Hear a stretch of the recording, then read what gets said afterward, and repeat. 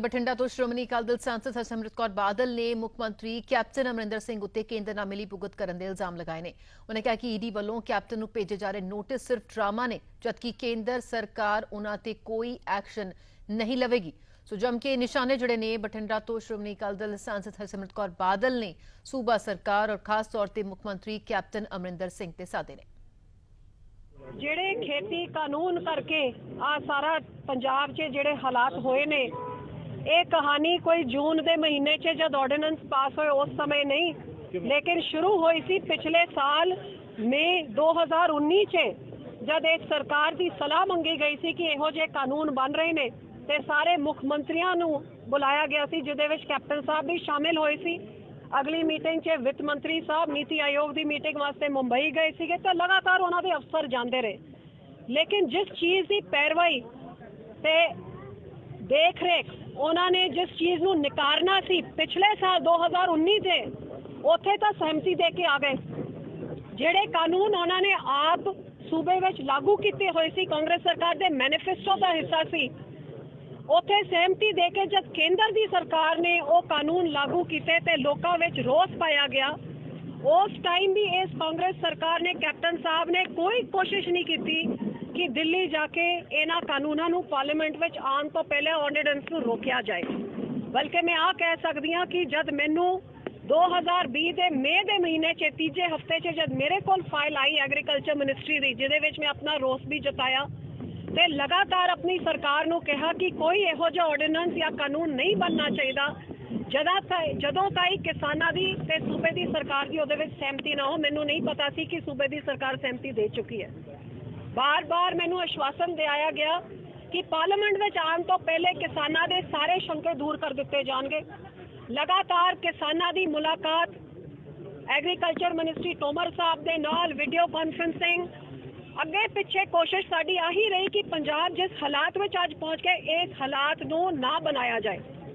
ਲੇਕਿਨ ਸੂਬੇ ਦੀ ਸਰਕਾਰ ਨੇ ਜਿਹੜਾ ਫਰਜ਼ ਉਹਨਾਂ ਦਾ ਬਣਦਾ ਸੀ, ਇਹ ਸ਼੍ਰੋਮਣੀ ਅਕਾਲੀ ਦਲ ਤਾਂ ਮੈਂ ਆਪਣੇ ਲੈਵਲ 'ਚ ਕਰ ਰਹੀ ਸੀ, ਲੇਕਿਨ ਕਾਂਗਰਸ ਸਰਕਾਰ ਤੁਸੀਂ ਦੇਖੋ ਇੱਕ ਵਾਰੀ ਦਿੱਲੀ ਜਾ ਕੇ ਇਹਦੇ ਵੱਲ ਕੋਈ ਉਹਨਾਂ ਨੇ ਕਦਮ ਨਹੀਂ ਚੁੱਕਿਆ। ਬਲਕਿ ਮੈਂ ਆਹ ਕਹਿ ਸਕਦੀ ਹਾਂ ਕਿ ਜਿਸ ਕਿਸਾਨੀ ਸੰਘਰਸ਼ ਨੂੰ ਬਲ ਦੇਣ ਵਾਸਤੇ ਸ਼੍ਰੋਮਣੀ ਅਕਾਲੀ ਦਲ ਨੇ ਆਪਣਾ ਹਰ ਫਰਜ਼ ਅਦਾ ਕੀਤਾ।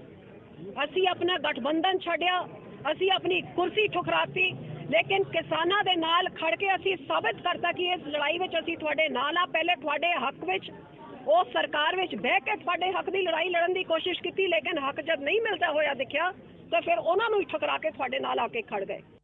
ਅਫਸੋਸ ਇਸ ਗੱਲ ਦਾ ਕਿ ਜਿਸ ਸਰਕਾਰ ਦੀ ਜ਼ਿੰਮੇਵਾਰੀ ਸੀ, ਪਹਿਲਾ ਡਰਾਮਾ ਵਿਧਾਨ ਸਭਾ 'ਚ ਰਚਿਆ, ਜਦ ਉਹਨਾਂ ਨੇ ਵਿਧਾਨ ਸਭਾ 'ਚ ਆਰਡੀਨੈਂਸ ਦੇ ਖਿਲਾਫ ਮਤਾ ਪਾਸ ਕੀਤਾ, ਲੇਕਿਨ ਦਿੱਲੀ ਤਾਈਂ ਉਸ ਮਤੇ ਨੂੰ ਪਹੁੰਚਾਉਣ ਦੀ ਖੇਚਲ ਨਹੀਂ ਕੀਤੀ। ਜੇ ਕੀਤੀ ਹੁੰਦੀ ਸ਼ਾਇਦ ਪਾਰਲੀਮੈਂਟ 'ਚ ਆਰਡੀਨੈਂਸ ਆ ਕੇ ਇੱਕ ਐਕਟ ਨਹੀਂ ਬਣਦਾ।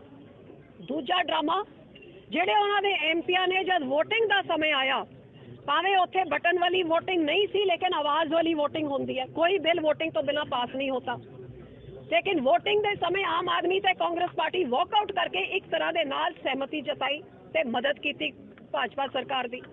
ਤੇ ਤੀਜਾ ਡਰਾਮਾ ਰਚਿਆ ਗਿਆ ਜਿਹੜਾ ਹੁਣ ਵਿਧਾਨ ਸਭਾ 'ਚ ਕਿਹਾ ਕਿ ਅਸੀਂ ਇਸ ਕਾਨੂੰਨ ਨੂੰ ਰੱਦ ਕਰਦੇ ਹਾਂ। ਰੱਦ ਕੀ ਕੀਤਾ ਹੈ? ਰੱਦ ਤਾਂ ਕੁਝ ਕੀਤਾ ਹੀ ਨਹੀਂ, ਲੇਕਿਨ ਇਹ ਅਮੈਂਡਮੈਂਟ ਪਾਤੀ ਉਸ ਦਿੱਲੀ ਦੇ ਕਾਨੂੰਨ ਵਿੱਚ ਕਿ MSP ਤੋਂ ਘੱਟ ਕੋਈ ਝੋਨਾ ਤੇ ਕਣਕ ਖਰੀਦੂਗਾ ਤਾਂ 3 ਸਾਲ ਦੀ ਸਜ਼ਾ ਹੋਊਗੀ। MSP ਤੋਂ ਘੱਟ ਸਰਕਾਰ ਖਰੀਦੀ ਹੋਈ ਨਹੀਂ ਹੈਗੀ ਤੇ ਇਸ ਅਮੈਂਡਮੈਂਟ ਨੂੰ ਵੀ ਅੱਜ ਤਾਈਂ ਕਾਨੂੰਨ 'ਚ ਨਹੀਂ ਬਦਲਿਆ ਗਿਆ। ਹਰ ਪੱਖੋਂ ਲੋਕਾਂ ਨੂੰ ਕੱਲੇ ਗੁੰਮਰਾਹ ਕਰਨ ਦੀ ਕੋਸ਼ਿਸ਼ਾਂ ਕੀਤੀਆਂ ਜਾ ਰਹੀਆਂ ਨੇ। 10-15 ਦਿਨ ਪਹਿਲੇ ਐਲਾਨ ਕੀਤਾ ਸੀ 2 ਦਿਨਾਂ 'ਚ ਕੋਇਲਾ ਖਤਮ ਹੋ ਜਾਊਗਾ ਤੇ ਹਨੇਰਾ ਹੋ ਜਾਊਗਾ ਪੰਜਾਬ 'ਚ।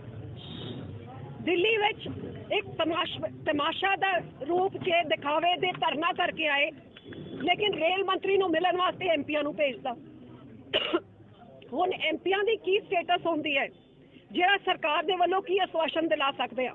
ਜਾ ਕੇ ਸਮਾਂ ਸੀਗਾ ਲੜਨ ਵਾਸਤੇ ਆਪਣੇ ਕਿਸਾਨ, ਜਿਨ੍ਹਾਂ ਨੂੰ ਵਿਚਾਰਿਆਂ ਨੂੰ ਯੂਰੀਆ ਨਹੀਂ ਮਿਲ ਰਿਹਾ, ਜਿਨ੍ਹਾਂ ਨੂੰ DAP ਦੇ 100 ਰੁਪਏ ਵੱਧ ਪੈਸੇ ਦੇਣੇ ਪੈ ਰਹੇ ਨੇ, ਜਿਨ੍ਹਾਂ ਨੂੰ ਬਿਜਾਈ ਦੇ ਸਮੇਂ ਅੱਜ ਕੱਟ ਲੱਗ ਰਹੇ ਨੇ ਬਿਜਲੀ ਦੇ, ਜਿਨ੍ਹਾਂ ਨੂੰ ਇਹ ਸਾਰੀ ਦਿੱਕਤਾਂ ਆ ਰਹੀਆਂ ਨੇ, ਉਹਨਾਂ ਦੀ ਆਵਾਜ਼ ਬਣ ਕੇ ਮੁੱਖ ਮੰਤਰੀ ਨੂੰ ਦਿੱਲੀ ਜਾ ਕੇ ਰੇਲ ਮੰਤਰੀ ਦੇ ਸਾਹਮਣੇ ਹਰ ਤਰ੍ਹਾਂ ਦੇ ਆਪਣਾ ਦਬਾਅ ਪਾਉਣਾ ਸੀ ਕਿ ਕਿਸਾਨਾਂ ਨੇ ਧਰਨਾ ਚੱਕ ਲਿਆ, ਤੁਸੀਂ ਪੰਜਾਬ 'ਚ ਬੰਦੀ ਹੋਈ ਚੀਜ਼ਾਂ ਭੇਜੋ ਤੇ ਇੱਥੇ ਦਾ ਵਿਕਾਰ ਵੀ ਅੱਗੇ ਪਿੱਛੇ ਟ੍ਰੇਨ ਦੇ ਰਾਹੀਂ ਸ਼ੁਰੂ ਹੋਏ, ਲੇਕਿਨ ਆਹ ਕੁਝ ਨਹੀਂ ਕੀਤਾ।